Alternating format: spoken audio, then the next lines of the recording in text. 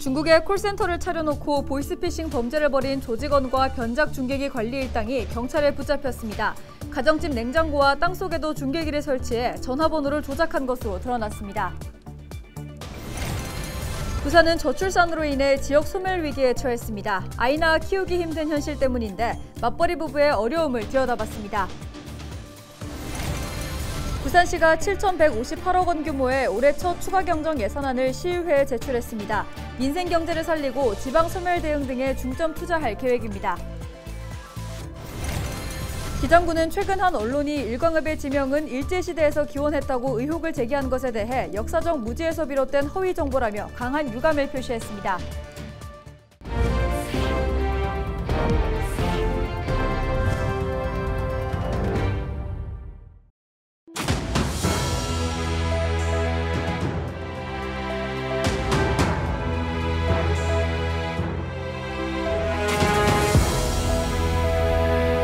시청자 여러분 안녕하십니까?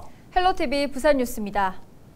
검찰과 금융기관을 사칭하는 보이스피싱 전화 받아보신 경험 있을 겁니다. 아마도 010 번호로 전화가 와서 큰 의심 없이 수신 버튼을 눌렀을 텐데요. 시민들이 국내 전화번호는 잘 받는다는 것을 이용해 중계기로 전화번호를 조작하고 보이스피싱으로 수십억을 뜯어낸 일당이 경찰에 붙잡혔습니다. 중국 보이스피싱 콜센터 조직원도 함께 구속됐습니다. 보도에 안수민 기자입니다. 가정집 냉장고를 열자 휴대전화와 유심카드가 쏟아져 나옵니다. 해외에서 걸려온 보이스피싱 전화를 010과 같은 국내 전화번호로 바꿔주는 변작 중개소입니다. 인적이 드문 땅속에서도 중계기가 발견됩니다. 한 번에 최대 30명에게 사기 전화를 걸 수 있는 장치입니다. 이처럼 원룸과 모텔, 심지어 땅을 파 중계기를 설치하고 보이스피싱에 가담한 일당이 경찰에 검거됐습니다.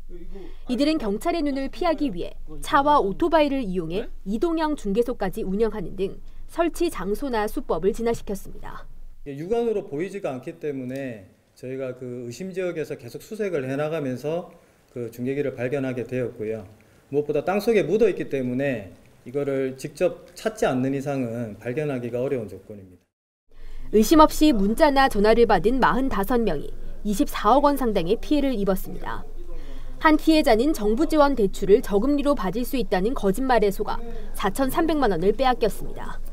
그냥 평범해요. 010 뭐뭐뭐 해가지고 그렇게 와갖고 이제 휴대폰은 뭘 깔으라고 해가지고 저희가 이들과 공모한 것으로 의심되는 중국 보이스피싱 콜센터 조직원 3명도 붙잡혔습니다. 이들은 중국에서 한국으로 전화를 걸어 검찰이나 금융기관을 사칭하고 또 자녀라고 속여 돈을 뜯어냈습니다. 2016년부터 지난해까지 피해자는 229명, 피해 금액은 26억 원에 이릅니다. 경찰은 사기 등의 혐의로 변작 중계기 관리 일당 19명을 붙잡아 9명을 구속하고 10명을 불구속 입건했습니다. 또 중국에서 국내로 송환한 보이스피싱 콜센터 조직원 3명을 구속하고 이들 조직에 대한 추가 수사를 진행하고 있습니다. 헬로티비 뉴스 안수민입니다. 저출산 문제, 날이 갈수록 심각해지고 있습니다. 아이를 낳지 않다 보니 지역 중소도시를 비롯해 부산과 같은 대도시 인구도 급감하면서 결국 지역 소멸의 갈림길에 섰습니다. 지역이 사라진다, 그 세 번째로 실제로 아이를 낳아 키우는 맞벌이 부부의 일상이 어떤지 들여다봤습니다. 장보영 기자가 본인 가족의 아침을 영상으로 담았습니다. 오전 5시 40분, 이른 아침부터 18개월 아기를 둔 맞벌이 부부의 하루가 시작됩니다. 부부는 회사로 출근하고 아이는 어린이집으로 등원을 해야 합니다. 아이의 아침 식사로 우유를 챙겨주는데요. 더 맛있는 걸 해주고 싶지만 바쁜 아침이라 어쩔 수 없는 선택입니다. 아이가 아프면 더욱 전쟁입니다. 어린이집에 갈 수 없는 상황이 생길 수 있기 때문입니다. 체온 재볼까? 귀 대봐, 엄마. 오늘 어머니는 언제 오세요? 체온은 정상이지만 좀 콧물이 나고 기침을 하는 상황이어서 어린이집을 안 가는 게 맞는데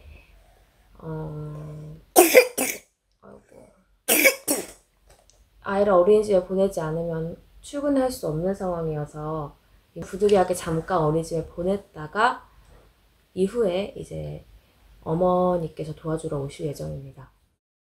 육아정책연구소의 보고서에 따르면 미취학 자녀를 둔 맞벌이 가구의 68%는 조부모에게 근무 시간 중 자녀 돌봄을 맡기고 있는 것으로 나타났습니다. 응답자 10명 중 7명은 양가 부모님의 도움 없이는 출근이 힘들다는 얘기입니다. 아이의 감기로 하루 쉬었던 아빠는 6시 30분이 되자 먼저 출근합니다. 아이와 더 많은 시간을 보내고 싶지만 그러지 못해 미안할 따름입니다. 2020년을 기준으로 아빠의 육아휴직 비율은 22%에 그쳤습니다. 그나마 기자는 출산휴가와 육아휴직 제도를 경험했지만 부모가 모두 육아휴직을 하지 못한 경우도 있었습니다. 직장갑질 119에서 맞벌이 2,500가구에 대해 설문해보니 응답자 10명 중 6명이 부모 모두 육아휴직을 하지 않은 것으로 나타났습니다. 부모가 모두 육아휴직을 한 비율은 100명 중 겨우 2명에 그쳤습니다. 옷을 입어야 하는데? 이제 아이도 옷을 입고 나가야 하는 시간. 하지만 아이는 엄마와 놀고 싶은지 협조적이지 않습니다. 졸졸 따라다니며 상의와 하의를 간신히 입히고 드디어 등원 준비가 끝납니다. 7시 10분이 조금 남았습니다.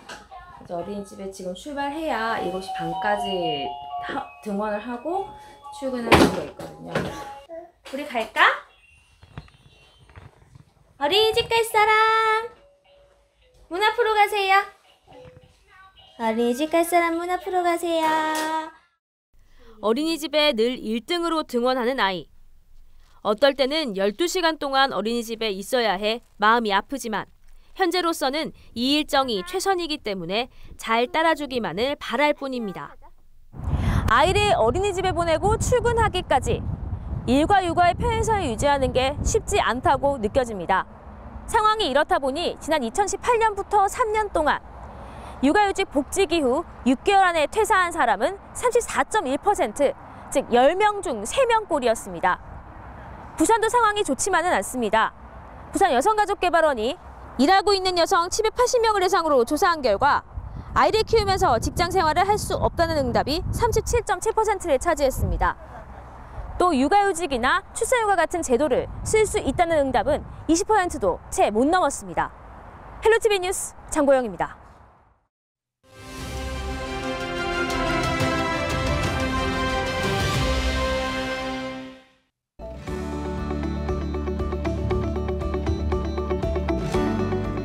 국회의원 총선거가 1년 앞으로 다가왔습니다.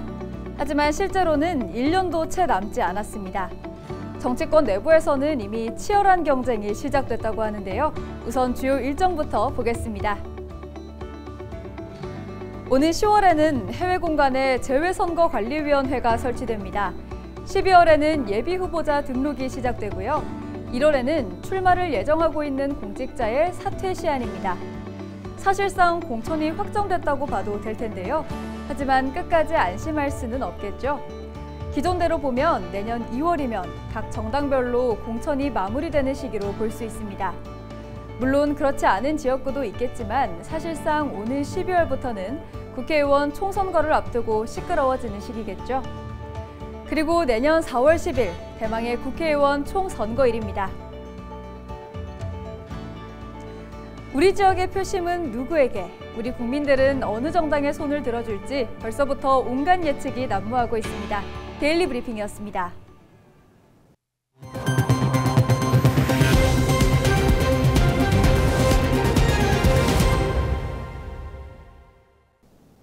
내년 4월 10일 치러지는 제22대 총선이 이제 1년 앞으로 다가왔습니다. 이에 따라 각 정당은 선거체제에 돌입하면서 벌써부터 선거 열기가 달아오르고 있는데요. 부산 지역 국민의힘과 더불어민주당, 정의당 부산시당의 목표와 전략을 들어봤습니다. 보도에 김한식 기자입니다. 지난 총선 부산 18석 가운데 15석을 차지했던 국민의힘은 오는 22대 총선에서 전체 선거구 승리를 목표로 잡았습니다. 지난해 대선과 지방선거 결과에 이어 부산 지역 민심이 국민의힘을 지지하고 있어 유리하다는 판단입니다. 내년 총선 핵심 현안을 묻자 가덕 신공항 조기 개항과 2030 세계 박람회 유치, 원전 핵 폐기물 저장소 문제 등을 꼽았습니다. 이에 따라 국민의힘 부산시당은 미래 세대에 대한 정치권의 역할과 부산 발전, 그리고 더 살기 좋은 대한민국을 만드는 역할론을 부각시킨다는 계획입니다. 집권 여당으로서 엄중한 책임감을 가지고 서민 경제를 활성화하는 데 최선을 다할 것입니다. 아울러 가덕도 신공항의 2029년 조기 완공과 2030 부산 S4 유치, 그리고 산업은행 부산 이전 등 21대 총선 부산에서 3석을 얻었던 더불어민주당의 내년 총선 목표는 부산 지역 전체 18석 가운데 절반인 9석입니다. 최근 중장년 중도층의 입당 급증과 윤석열 정부의 외교 참사와 인사 실패 등 잇따른 실정에 대한 비판 여론이 부산까지 확산됐다는 판단입니다. 내년 총선 쟁점이 될 이슈로 고물가와 고금리 등으로 고통받는 서민 경제와 부울경 메가시티 무산, 그리고 가덕신공항 조기 개항 등을 꼽았습니다. 민주당은 다가오는 총선은 대한민국은 물론 부산의 미래가 달린 중요한 선거인 만큼 정책과 겸손한 자세로 시민들에게 다가가겠다고 밝혔습니다. 1번 민주당은 앞으로 1년 동안 9석 확보를 위해 열심히 달리겠습니다. 윤석열 정권의 오만과 독재에 맞서 민생을 챙기는 119 민주당이 되도록 하겠습니다. 시민 여러분의 많은 성원 부탁드립니다. 부산에서 단 한 번도 국회의원을 배출하지 못한 정의당의 내년 총선 목표는 부산 지역 첫 원내 진입입니다. 사회적 약자를 대변하고 노동자와 함께하는 정치로 우리 사회를 변화시킬 수 있는 정책 정당으로 노력하면 부산 시민의 선택을 받을 수 있다고 확신하고 있습니다. 이번 총선 쟁점이 될 지역 이슈로는 고리 2호기 폐쇄와 고준위 핵폐기물 임시저장소 법안 저지, 교통체계 전환과 무상 대중교통 등 정책 중심 정치를 예상했습니다. 정의당은 거대 양당의 프레임 정치가 정치 무용론으로 이어지고 있다며 민생을 위한 적극적인 행보로 신뢰받는 정당이 되기 위해 역량을 모으겠다는 각오입니다. 정의당은 현재 어려움을 극복하고 미래를 준비하는 정책으로 2024년 총선을 준비하고 있습니다. 그래서 청년, 노동, 기후, 돌봄 등 생활 밀착적 공약으로 전국 주도권에 향방이 걸린 제22대 국회의원 선거가 1년 앞으로 다가왔습니다. 내년 4월 10일 치러지는 총선은 현 여소야대 지속과 재편 여부가 걸려있는 만큼 여야의 치열한 접전이 예상됩니다. 헬로티비 뉴스 김한식입니다. 부산시가 민생경제 활력회복 등을 위해 7,158억 원 규모의 올해 첫 추가경정 예산안을 부산시의회에 제출했습니다. 부산시는 지방교부세 4,431억 원, 세외수입 증가분 860억 원, 국고보조금 631억 원 재원으로 민생경제를 살리고 지방소멸 대응 등에 중점 투자할 계획입니다. 기장군이 일광읍 지명의 친일 논란에 대해 강한 유감을 표시했습니다. 기장군은 최근 한 언론이 일광읍의 지명은 일제시대에서 기원했다고 의혹을 제기한 것에 대해 역사적 무지에서 비롯된 허위 정보라고 일축했습니다. 또 지명을 친일로 연관하는 것은 일광읍 주민을 포함한 기장군민 전체에 대한 명예훼손이라고 밝혔습니다. 부산시가 한 달간 경기도 성남시 정자교와 유사한 형식의 교량 473개에 대해 긴급 안전점검을 진행합니다. 부산시는 정자교와 유사한 형식의 교량, 30년 이상 지난 교량 등을 집중적으로 점검할 계획입니다. 시는 시설물 안전등급과 노후화 부분 등 정밀 점검을 위해 외부 전문가와 합동 점검할 예정이며 보수 보강이 필요한 시설물은 단계별로 정비하겠다고 밝혔습니다. 부산시가 지진 방제 강화 대책을 추진합니다. 부산시는 오는 2030년까지 공공시설물 내진 보강을 마치고 민간시설 내진 보강 지원도 확대한다고 밝혔습니다. 이를 위해 시는 올해 공공시설물 내진 성능 평가를 완료하고 1,940억을 투입해 보강 공사를 진행할 방침입니다. 또 민간 건축물의 인증 지원 사업 지원율을 기존 90%에서 전액으로 확대하고 보강 공사 지원율도 기존 20%에서 50%로 늘립니다. 지진 해일 대피 장소도 수용률을 100%를 목표로 추가 지정할 계획입니다. 이상으로 뉴스를 마칩니다. 함께해 주신 여러분 고맙습니다.